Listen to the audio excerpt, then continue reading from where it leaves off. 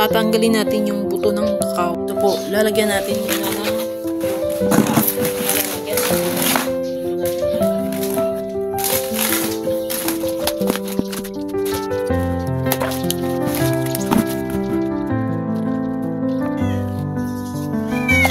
biyakin yung bao para matanggal yung buto. Ito, yung buto. Tanggalin natin ngayon dito. Lagay natin sa timba.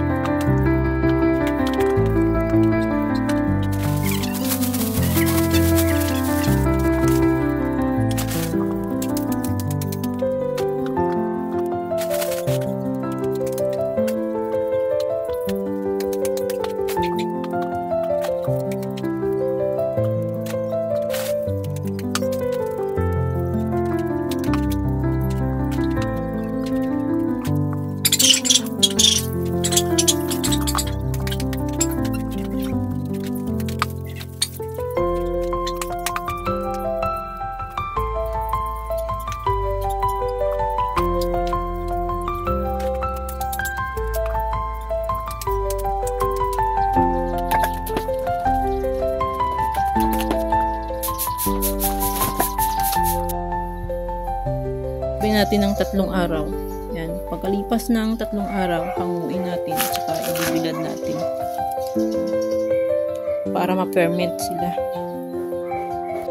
Ayan po, 3 timba yung nakuha natin na buto ng mga kakao. Ayan. 3 timba yan. Takpan natin ng dahon ng saging. Saka ilagay natin sa tabi.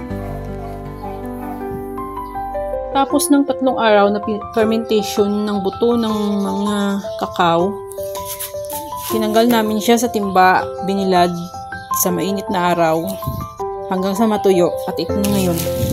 Ito na yung buto na binilad. Tapos, ipapagiling namin to. Yung pag-process dito ay sinasangag muna hanggang sa maging crunchy siya para matanggal itong mga buto, itong balat. Itong balat, takip ng buto to balat to. Itong balat tinatanggal to. Para matanggal ay sinasangag ito sa mainit na kawali. Mamaya ipapakita ko po sa inyo yung na-process na chocolate na pwede nang lutuin at inumin. Ito na. Ito na po yung nagawang tsokolate. Yan. Pwede na po itong timplahin sa mainit na tubig at lagyan ng gatas na kung ano man gusto nyong gatas, ibak na gatas. Ito na po yan na process mula sa buto hanggang sa magiging chocolate siya. Ayan, pwede na yan timplahin. Pinagbibili po namin ito, kaso lang dito lang po sa Iloilo yan.